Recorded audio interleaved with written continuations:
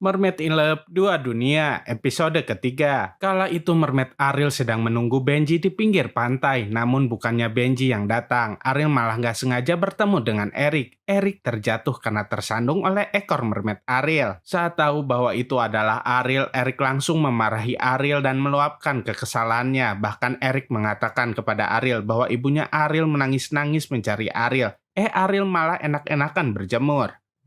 Saat itu untungnya Eric gak melihat wujud mermaid Ariel karena ekor dan tubuh Ariel ditutupi oleh kain. Ariel bilang bahwa kakinya sedang sakit. Ariel meminta Eric untuk memanggilkan ibunya Ariel. Awalnya Eric merasa iba, tapi Eric masih merasa kesal kepada Ariel. Namun karena kasihan sama Ariel, Eric pun mau memanggilkan ibunya Ariel untuk datang ke tempat Ariel berada. Setelah Eric pergi, Ariel jadi teringat pesan ibunya kepada Ariel bahwa Ariel nggak boleh pergi ke laut. Semua yang terjadi sekarang ini termasuk perubahan wujud Ariel menjadi mermaid itu adalah kesalahannya. Ariel sangat menyesal sudah melanggar janjinya kepada ibunya itu. Di tempat lainnya, Ratu Neptuna memerintahkan Mermaid Mita untuk selalu mengawasi Buruni. Ratu Neptuna nggak mau Buruni akan membawa kabur Mermaid Ariel lagi. Tapi Mermaid Mita bingung bagaimana caranya dia mengikuti Buruni karena Mermaid Mita nggak punya kaki untuk berjalan di daratan. Jangankan untuk berjalan, untuk berdiri saja Mermaid Mita nggak bisa dan malah langsung terjatuh. Sepertinya Mermaid Mita lupa akan kekuatan dari Ratu Neptuna yang sakti mandraguna. Kemudian Ratu Neptuna menggunakan kekuatannya untuk membelah ekor Mermaid Mita menjadi dua agar Mermaid Mita bisa berjalan seperti manusia.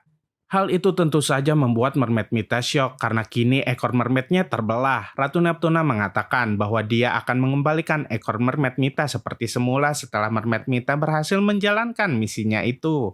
Kini Mermaid Mita pun berusaha untuk belajar berdiri dan berjalan layaknya seperti manusia biasa. Tak hanya itu saja, Ratu Neptuna menyuruh Mermaid Mita untuk mencari sepasang sepatu agar gak ada orang yang melihat ekor mermaidnya itu.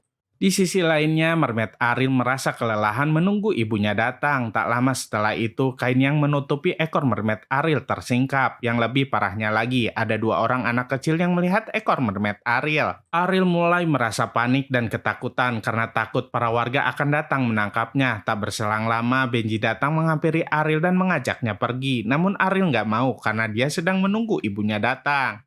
Benji nggak punya pilihan lain lagi selain membawa Mermaid Ariel dengan paksa, dan benar saja setelah itu para warga datang ke tempat Ariel berada. Namun untungnya Benji dan Ariel sudah pergi dari tempat tersebut. Singkat cerita, kini Mermaid Mita sudah berhasil mendapatkan sepatu, tapi saat Mermaid Mita berjalan, dia malah ditertawakan oleh anak-anak yang ada di sana. Mereka tertawa karena cara berjalan Mermaid Mita yang seperti bebek dan sepatunya yang terbalik.